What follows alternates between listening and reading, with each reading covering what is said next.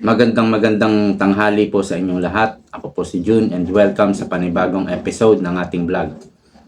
Dating Pangulong Rodrigo Duterte inaresto na po. Sinalubong po siya sa airport sa NAIA at nung pinick up siya, diniretso po siya sa Villamor Air Base sa Pasay. Mukhang dadalhin po si PRRD sa The Hague dahil ICC po ang umaresto sa kanya. At yung The Hague po, yun po yung kulungan ng ICC. Hindi ko alam kung nasaan yon, pero ang ICC ay nakabase yan sa Netherlands. Dahil sa Villamor Air Base siya dinala, mukhang dun siya lilipad papuntang The Hague. Okay? Ang ICC po, kinreate po yan. Malinaw ang rules noong kinreate po yung ICC. Kapag ang bansa ay nagkagulo, nagkaroon ng civil war, o kaya naman giyera, no? At wala ng judicial system, wala ng korte, wala ng batas, doon na po papasok ang ICC. Pero ang bansa po natin hindi naman magulo, wala namang gera, wala namang civil war, at hindi na po tayo member ng ICC. Pero nanghimasok pa rin ang ICC. At yung sinasabi nilang kasalanan ni Pangulong Duterte sa Pilipinas ginanap, kung meron man siyang kasalanan, yun po ay sa mga Pilipino, especially mga kriminal, mga drug addict, mga drug lord. Dito po sa bansa, ginanap ang krimen. Kung meron mang ginawang krimen, si Pangulong Duterte, nararapat lang na dapat dito siya litisin. Inuulit ko, hindi na tayo member ng ICC. So wala na dapat papel ang ICC dito sa Pilipinas. At hindi natin alam kung bakit pinayagan ito ni Pangulong Bongbong Marcos. Sampal ito, pambabastos ito sa ating korte, especially the Supreme Court at sa lahat ng mga judge dito po sa Pilipinas. Pambabastos, pagwalang galang sa ating judicial system. Ang alam natin at napipredict na natin, talagang dadalhin si PRRD doon sa Netherlands. Yung sinasabi niyang The Hague. No? Noong siya ay inaresto, wala pong ipinakitang warrant of arrest. Pero ito, kumalat na po sa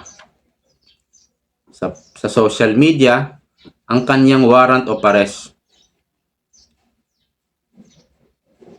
Ito, babasahin ko. Pre-trial chamber 1. Yung mga nakasulat po dito sa may square box,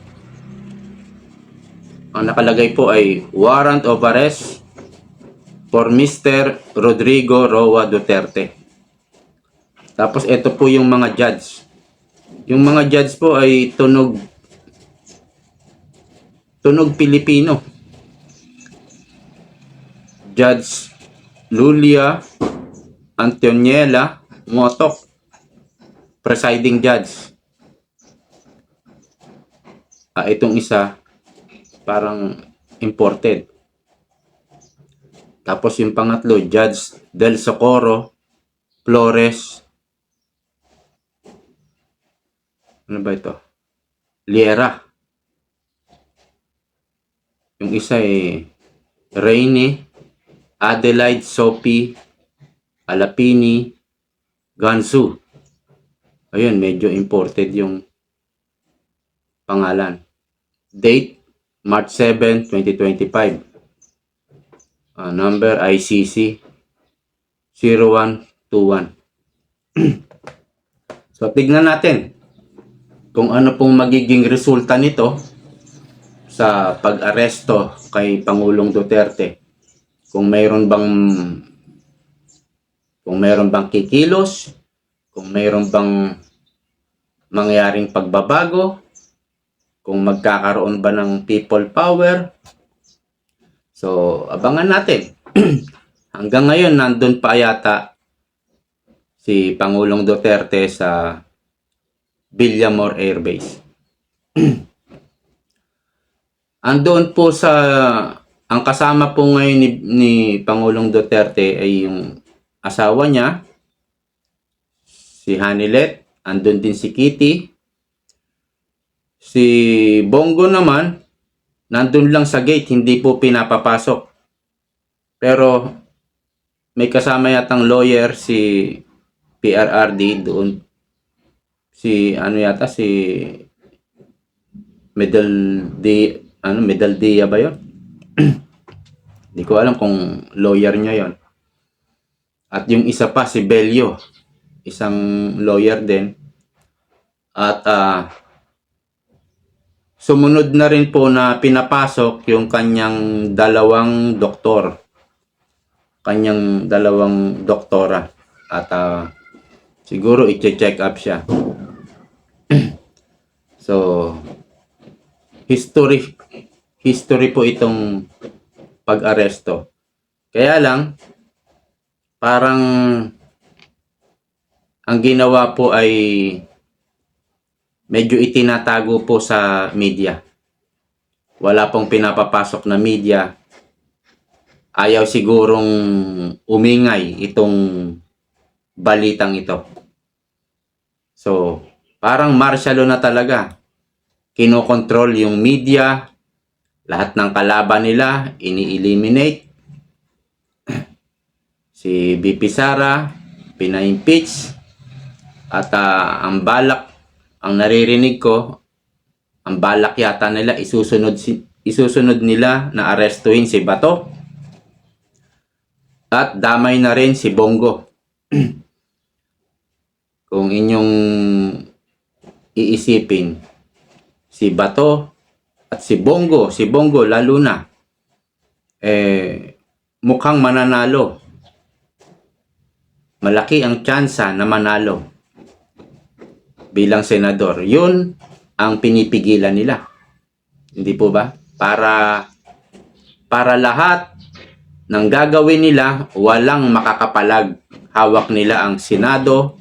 Yun ang gusto nila. Sa ngayon kasi, hindi nila mahawakan ang Senado. Gusto nila, hawak nila ang Congress. At gusto nila manatili habang buhay sa kapangyarihan. So, ibang klase talaga ang pamilyang ito. Ayaw nila na pinagbigyan sila. Ayan na nga, pinagbigyan natin na makapagsilbi ng tunay, tapat, pero hindi po natin nakikita na sila'y nagsisilbi. Parang mas gusto nila na yung mga presyo ng bilihin mas matataas. Mas gusto nila na walang masyadong trabaho. Para pagdating ng botohan, magbibigay lang sila ng pera, ay mananalo na sila. Mananalo na po yung mga kaalyado nila. Parang sinasadya nila na maging mahirap yung mga tao, maging nangangailangan. Kapag nangangailangan kasi, kukunin yung ino-offer nilang pera para iboto sila. Parang yun ang gusto nila. Maging mahirap, maging gutom ang mga tao. At pagdating ng eleksyon, pera lang ang katapat niyan. Mananalo na tayo. So, yan lang po muna sa ngayon. Maraming salamat po sa panonood. siguro ipagdasal natin si PRRD, ang kanyang kalusugan at ang kanyang kaligtasan. Hanggang dito na lang po. Maraming salamat.